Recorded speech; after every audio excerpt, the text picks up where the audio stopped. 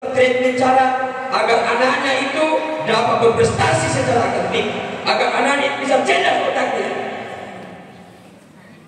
Namun pada saat ini jamaah sekalian, perhatikan ini. Anggapan bahwa kecerdasan otak hanya bertumpu pada dimensi intelektual saja sudah tidak berlaku lagi. Maaf. Selain IQ otak, manusia juga masih memiliki dimensi kecerdasan lainnya, yakni kecerdasan emosional dan spiritual. Memasuki abad 21, legenda mitos IQ sebagai salah satunya sumber kecerdasan, salah satunya sumber keberhasilan, telah gugur dengan lahirnya kecerdasan spiritual dan emosional. Kenapa jemaah sekalian? Hasil riset inquiry menunjukkan secara akademik di dunia maupun di Indonesia bahwa kecerdasan emosional, kecerdasan sosial, kecerdasan spiritual yang lebih berpengaruh bagi kesuksesan seorang anak. Fakta kemudian menunjukkan ternyata IQ otak hanya menyumbang 20% saja bagi keberhasilan manusia. Permasalahan ini pernah dikaji oleh emosional Christian Council bahwa faktanya benar-benar terjadi adalah IQ otak ini hanya menyumbang sekitar 66% keberhasilan seseorang, hanya 6%. Bahkan dalam hal keberhasilan kerja, kecerdasan otak itu hanya berkontribusi 4%. Ada beberapa hasil survei di sini yang saya ketengahkan sampai kalau waktu kita tidak perlu. Apa yang tergambar di atas sangat ironis dan kontradiktif dengan blueprint pendidikan kita negeri ini. Kecerdasan otak yang digagas melalui memfungsikan otak kanan, otak kiri, kaum pelajar dan terpelajar, siswa dan mahasiswa telah berlangsung sepanjang perjalanan sejarah pendidikan nasional bangsa kita. Para guru dan dosen sebagai ujung tombak pencerahan telah meneteskan keringat dan mungkin juga air mata. Namun jamaah sekalian belum juga dapat berhasil, bahkan terkesan lebih bodoh ketimbang negara-negara tetangga.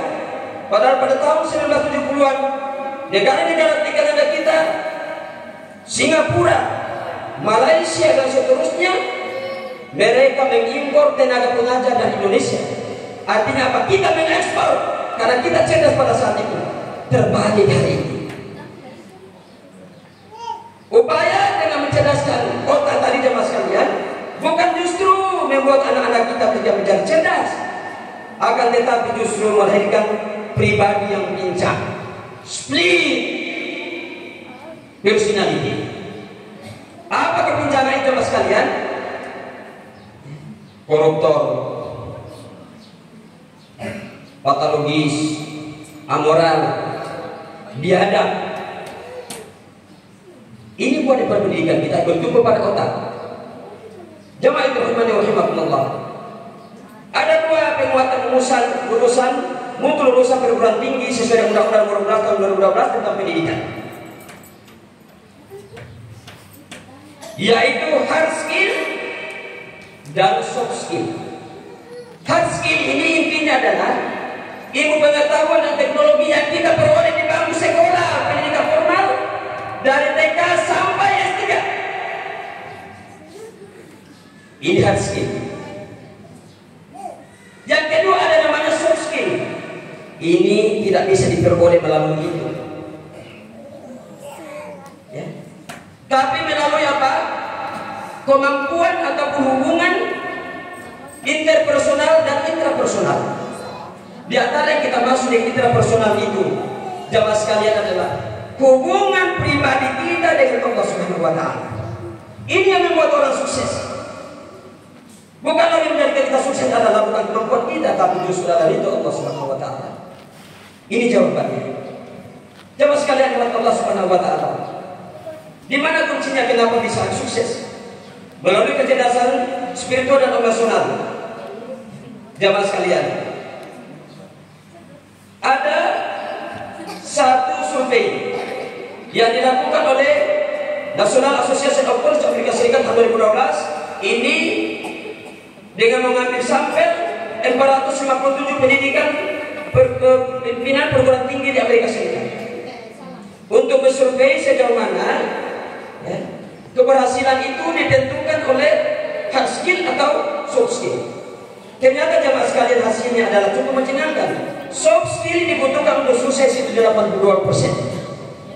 82%. Ya. Kenapa bisa? Saya kasih ciri-cirinya.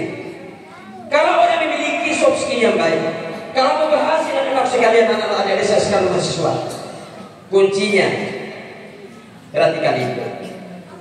Kemampuan intrapersonal, interpersonal, kemampuan berkomunikasi ditingkatkan, kemampuan memberi solusi, kemampuan berkolaborasi atau kerjasama, berpikir kreatif, kritis, inisiatif, empati, kemudian leadership kepemimpinan, adaptif, jujur, punya integritas, inisiatif, beretika, kemampuan mengambil keputusan, mampu adaptasi, analitik, percaya diri, ramah, sopan dan bijaksana. Ini kalau kita mau sukses. Dan umumnya yang saya sebutkan anak-anak sekalian itu masuk dalam kategori soft skill. Ini dapat dilihat pada preferensi dunia kerja.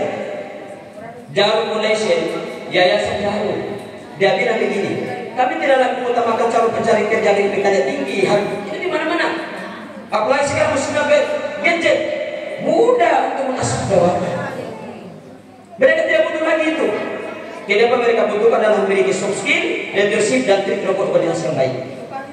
World Bank dunia, kami tidak mencari orang yang memiliki kompetensi teknik seperti IP-nya tinggi, memiliki keahlian di bidang tertentu. Yang kami butuhkan adalah mereka memiliki kompetensi holistik, maksudnya kemampuan intelektual yang kompleks. Anak sekalian,